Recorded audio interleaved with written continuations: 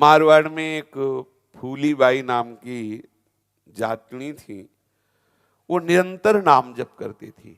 नाम जप करने के प्रभाव से वो नाम उनकी नस नाड़ियों में, रोम रोम में, तो जिस वस्तु को छूती उस वस्तु से भी ध्वनि आती नाम की।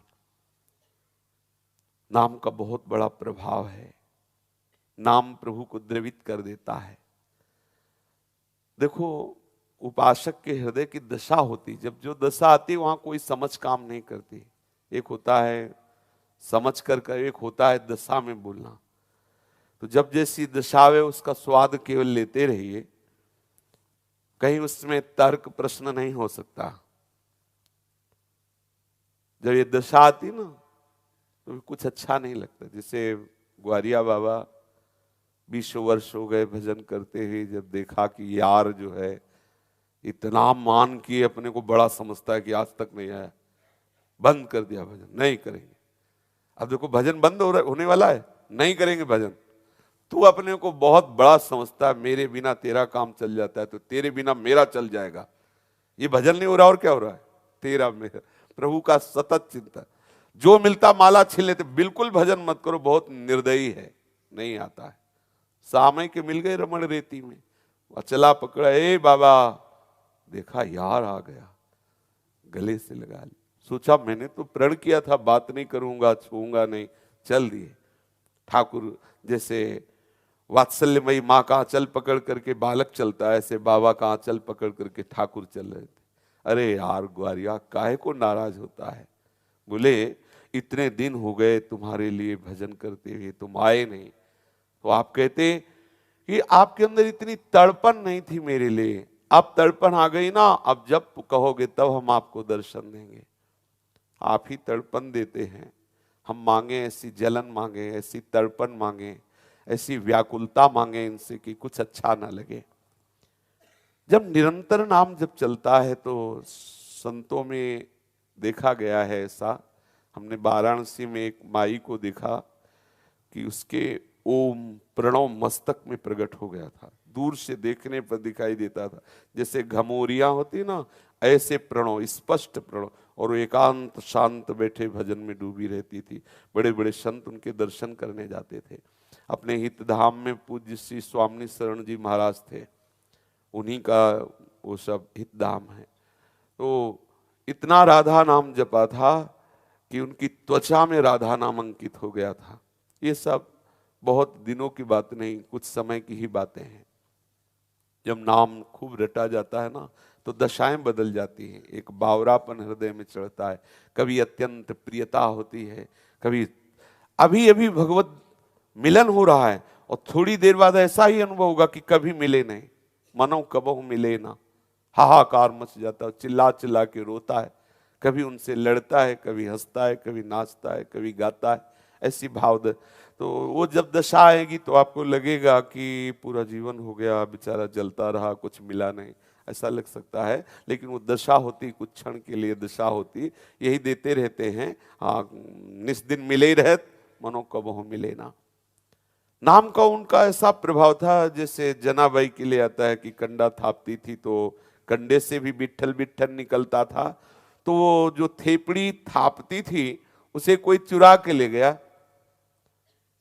तो फूलीबाई जो जाटनी जी थी वो चोर को पकड़ लिया और कहा ये मेरी थापी हुई है। तो कहा ऐसा क्या? तो कहा कान में लगा के देखो तो उसमें राम राम आता होगा। वो राम नाम की जापक थी, जैसे जनाबाई के कन्नों से बिट्ठल बिट्ठल निकलता था।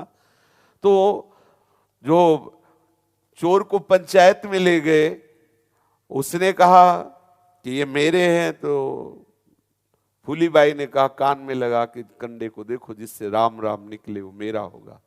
सब सभा में देखा गया, कान में लगाते तो कंडे से ध्वनि निकलती थी राम राम राम, जिससे कबीरदास जी ने सुना स्वयं जनाबाई के कंडे को कान में लगा के, तो उससे निकल रहा था बिट्ठल बिट्ठल बिट्ठल।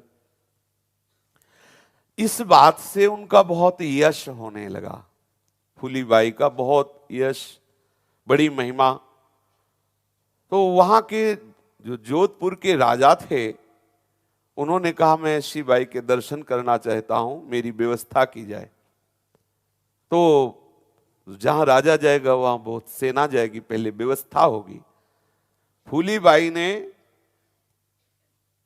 नाम के प्रभाव से प्रत्येक सैनिक को भोजन, वो व्यवस्था के लिए गए तो हजारों सैनिक, सबके लिए सुंदर भोजन, बाजरे का सोगरा और ग्वार की फलियों की सब्जी, सबके लिए। राजा जब आए तो देखा सब प्रसाद पा रहे हैं। तो कहा कि मैं तो नाम का केवल राजा हूं, ये तो बाई गरीब बाई है, इसके पास इतना पूरे सैनिकों को सुंदर भोजन। बहुत खुश हुए, प्रणाम किया कि आपकी महिमा जैसी सुनी थी वैसा ही हमने पाया, आप कृपा करें हमारे महल में थोड़ा रानियों को उपदेश कर दें जिससे वो नाम जप करें। तो वो बहुत लंबा घाघरा, कई मीटर वाला ग्रामीण वेश रनिवास से में गई, तो सब रानियां जो सुंदर सुंदर आभूषण और श्रृंगार धारण किए हुए थे, उनको देख के ही हंस पड़ी सब तालियां बजा करके। तो मोटा घाघरा ऐसा और दैन्य स्वभाव, गरीब दिखाई दे रही, वस्त्रों से फटे पुराने कपड़े। तो फूलीबाई ने उनकी तरफ देखा और कि इनको गर्व है कि मैं रानी हूं, बहुत सुंदर आभूषण पहने हूं। तो उन्होंने कहा ये गहनों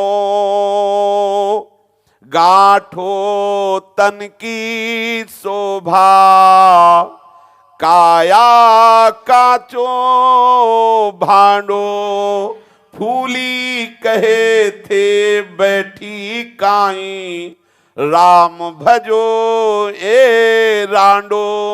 ए गहनों गांठो तन की शोभा, काया काचो भांडो, फूली कहे थे बैठी काई, राम भजो ए रांडो। सुंदर गहना पहने सुहागवती हो, लेकिन मेरी दृष्टि में तुम सुहागवती नहीं हो, रांडो कहा।